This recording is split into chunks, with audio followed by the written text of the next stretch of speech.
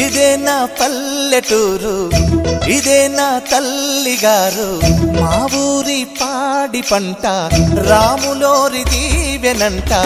తల్లి గోదావరి నీళ్ళు కడిగే సీతమ్మ పాదాలు, ఊరంతా హాయ్ హాయ్ హాయ్, మనసంతా హాయ్ హాయ్ హాయ్.